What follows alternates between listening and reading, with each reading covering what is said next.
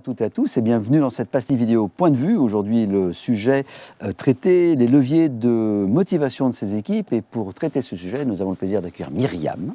Bonjour Myriam, Bonjour Parat, je crois, donc cabinet Maïko, évidemment. Oui. Est-ce que vous pouvez représenter un petit peu votre parcours ?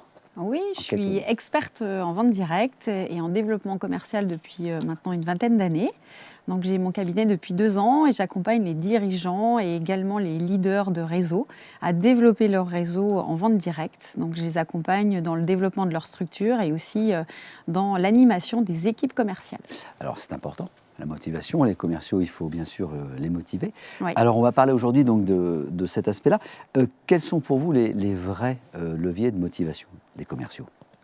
Bien, en fait, je dirais qu'il y a 2 types de leviers. Il y a ceux qui sont conscients par les vendeurs et les conseillers, ceux avec lesquels ils viennent directement. Donc la vente directe s'adresse à toute personne ayant envie vraiment de transmettre des valeurs, d'un produit, d'un service. Donc ils peuvent avoir vraiment cette envie de transmettre ça avec passion, d'être des ambassadeurs de la marque, des produits. Pour certains, vraiment, ils sont attirés par l'envie de s'organiser comme ils le souhaitent, d'avoir une activité libre d'organisation. Et puis, bien sûr, de pouvoir avoir un complément de revenus, avoir un complément d'activité. Donc ça, je dirais que c'est des leviers de motivation qui sont conscients et visibles. Et j'ai envie d'insister aussi sur un levier qui est important, motivationnel, et qui est souvent inconscient de la part des personnes qui rejoignent les réseaux de vente directe. C'est cette envie d'être reconnu, d'être valorisé et de venir chercher des choses que peut-être ils ne trouvent pas ailleurs dans d'autres activités professionnelles ou dans d'autres activités de leur vie au quotidien. Donc ça, c'est important qu'en tant que dirigeant ou en tant que leader, on ait conscience qu'il y a aussi ces leviers motivationnels que eux-mêmes, les vendeurs et les conseillers, n'ont pas forcément conscience. D'accord, peut-être un besoin de reconnaissance du travail qui est accompli, c'est ça ? Exactement. Ouais. Et d'accord, le système de vente directe, comme on a dit d'ailleurs, est très direct dans les relations. Donc ça se voit peut-être plus qu'au sein d'une grosse entreprise ou une organisation traditionnelle ? Surtout que c'est le seul moyen, enfin en tout cas un des moyens et un des leviers assez uniques pour les motiver. C'est pour les leaders d'avoir vraiment conscience que les personnes viennent chercher quelque chose qu'ils n'ont peut-être pas à côté.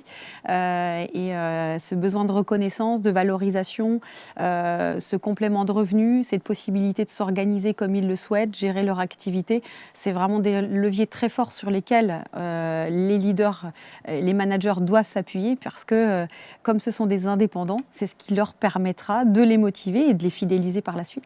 D'accord, donc ça, ce sont des leviers, je dirais, donc généraux, que vous nous dites là. Exactement. Mais parfois, les ressorts de chacun, évidemment, sont différents en fonction du background, de l'histoire, des aspirations. Comment faire peut-être pour adapter ces leviers de motivation à chaque individu ? Et d'ailleurs, est-ce que c'est possible ? Eh ben, ça s'appelle le leadership quelque part. C'est avoir cette capacité vraiment à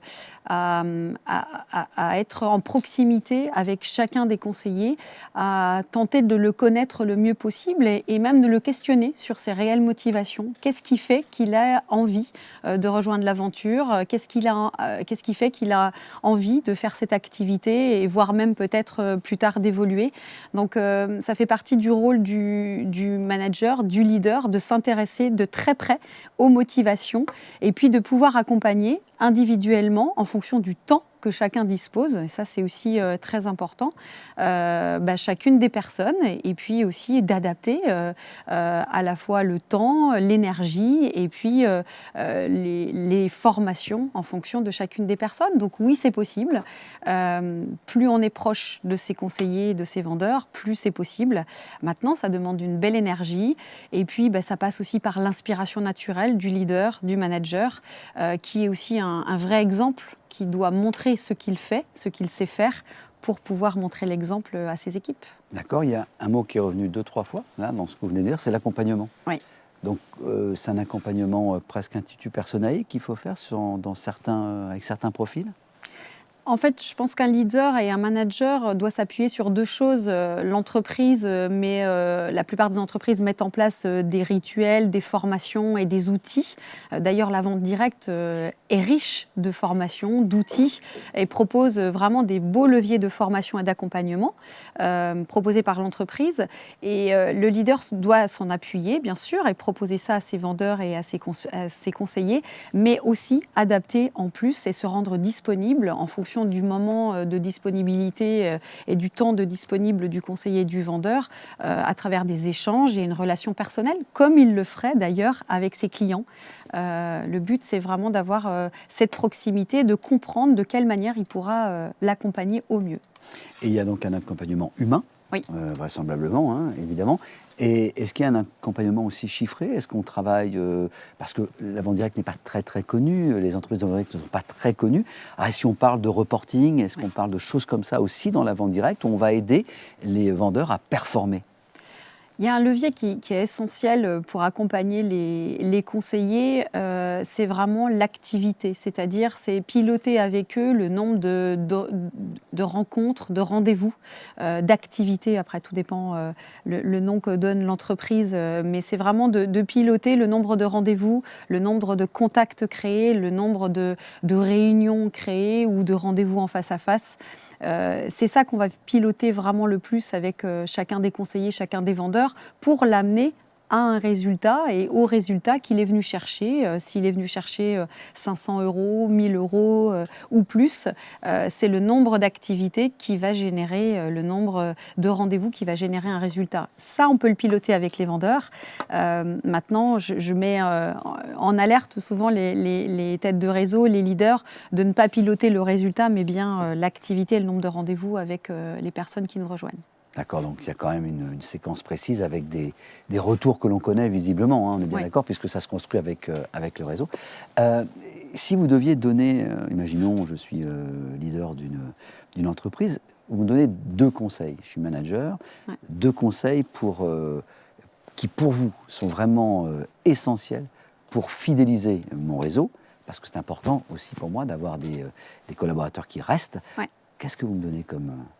La première des choses, c'est vraiment d'avoir cet échange très clair dès le début avec son conseiller. Une Cette transparence avec, transparence sur qu'est-ce qui fait que tu as souhaité nous rejoindre, quelles sont tes réelles motivations et ton temps de disponible. Donc 2 choses, 2 facteurs essentiels, c'est sa motivation, qu'est-ce qu'il est venu chercher et le temps qu'il a de disponible. Et donc le premier conseil que je donne aux leaders et aux managers, c'est de s'adapter à la motivation de chacun et du temps de disponible. Alors, c'est Et- important ce que vous dites, c'est-à-dire que le leader va s'adapter, Ouais. aux conseillers, aux distributeurs, et c'est pas l'inverse finalement, c'est cela. Exactement, parce que la plupart des conseillers et des vendeurs sont des indépendants et l'objectif, c'est de faire en sorte qu'ils aient envie de continuer et de s'investir plus dans l'activité, de les rendre fidèles, de les embarquer. Et c'est vraiment toute cette capacité à fédérer et à inspirer et à embarquer ces équipes. Donc bien sûr, ça va dans ce sens-là, ça va dans le sens du conseiller et du vendeur et non l'inverse. Après, bien sûr, l'idée est aussi de créer une dynamique d'équipe et de faire en sorte que le conseiller, le vendeur se sente en appartenance à un groupe.